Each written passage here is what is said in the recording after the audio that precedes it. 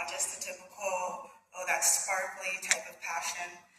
I am dedicated to the history, the mythology, the religious beliefs, and even the chemical makeup.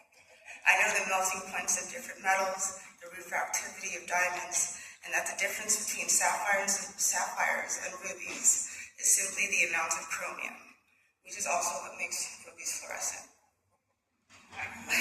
And speaking of sapphires and rubies, they have been used inside of automatic and mechanical watches for years to balance time.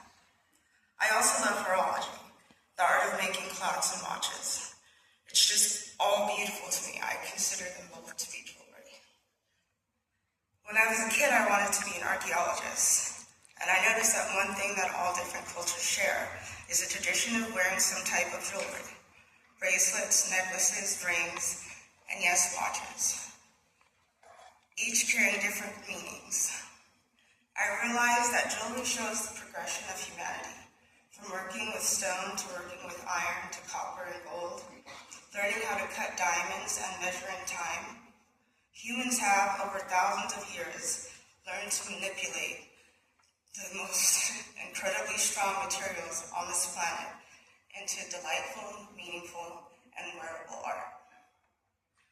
Sometimes I pause to look at my rings, and I have a bad habit of always fixing them. And I start to think about the thousands of years of knowledge that led to the creation of these absolutely gorgeous, wearable masterpieces.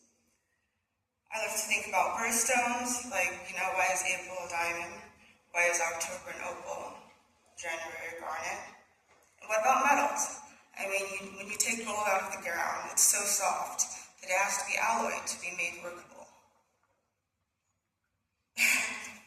When you take gemstones out of the ground, they just look like rocks. You have to see the beauty in them and polish them in order to produce these masterpieces that we know. I also love working with jewelry, and I do beading. It all starts with a vision. The first thing you need to do when designing a piece of jewelry is to figure out what you want your finished product to look like, especially when you're beading, because you have to foresee the pattern. Your actions, where you place each bead and how you weave them, all have to match that vision. If you don't hold it, if every individual action doesn't match what you're building towards, then the pattern breaks. But if you hold that vision and weave with care, this beautiful pattern arises. Unbeknownst to me, from a passion for archaeology to a passion for jewelry and horology, eventually led me to a job. I had a mechanical watch, and I went to a jewelry store at the Flatirons Crossing Mall in Broomfield, Colorado. I asked the jeweler if he could service my watch, and we started having a conversation. I asked him about his history, told him about my passion for jewelry, and at the end of it, I asked him, can I take a picture of the movement just so that I have a comparison for when I come back in? And he paused and looked at me and said, do you want a job?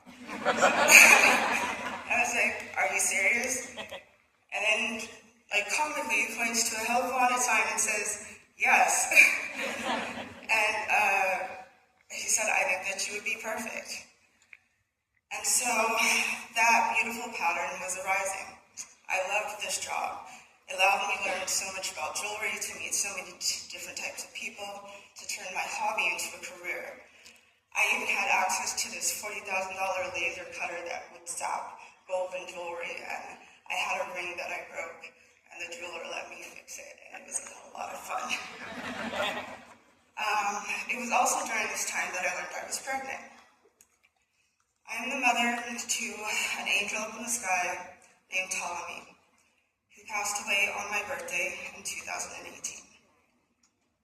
And I'm a mother to a beautiful son named Octavian. And he's 4 years old now, and he's nonverbal autistic. He is the sweetest, happiest, most bubbly kid. He never throws tantrums. Even when he was a baby, he never cried. My mom would watch him, and she'd be like, he's so silent. I just turn, and he's just there. And so I have a son who is with me, and a son who isn't. When I lost my first child, was shattered, and I lost everything. After being released from the 4th mental hospital, I found myself homeless and alone. I went to a shelter and was told I needed to find a doctor to continue accessing the myriad of pills I was on. The next day, I walked into the Denver Mental Health Center. Until this moment, I hadn't paid much attention to healthcare accessibility. I was lucky. I met an excellent group of providers who helped me find group homes that offered therapy, helped me get SSDI, helped set up psychiatry and prescription and Medicaid and Medicare and everything. And so that I could focus on healing and not struggling simply to survive. As a single Black mother to an autistic child, I also have navigated the system in so many different ways. I know so many people that didn't have the same access to the same information that I did. See, one day I saw a mail flyer from Colorado Access, a Medicaid provider in Colorado, with an invitation to join an advisory council. I still don't know why I chose to sign up, but it changed my life. I suddenly was learning what was possible and how so many providers and advocates are trying to improve our flawed healthcare system. It was during this time that I gave birth to my second child, Octavian. Since then, I have also joined the Black Birthing Council, where we've discussed how to address the high mortality rate for Black mothers and Black children. I've been interviewed by different news outlets, and I continue my advocacy work to articulate why we need to improve our healthcare system. I think about all the unnecessary suffering. I've known people who didn't have a mole looked at, and when it finally was, it ended up being stage 4 cancer, and they passed away. I've known people who have gone to the ER saying they were in pain and been dismissed, only for them to find out it's ovarian cancer, and they're only 31 years old, and they have 3 kids, and they passed away. And I think about people with disabilities and how they're treated in our society and systems as if they're not worthy. And society is a separate entity, focused on cultural beliefs versus a system that is created to exploit and enact it. So I think about all this suffering, and I wonder what would happen if we began to approach our collective care the way a jeweler or a beater approaches their crafts.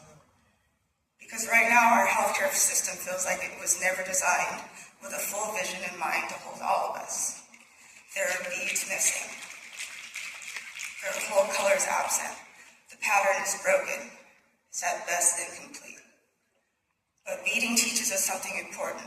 It begins with a vision. Before a single bead is threaded, you have to know where every single bead will be placed. How it feels in your hands, how the colors will dance together, all of that has to already be in your mind before you ever string a bead. So, but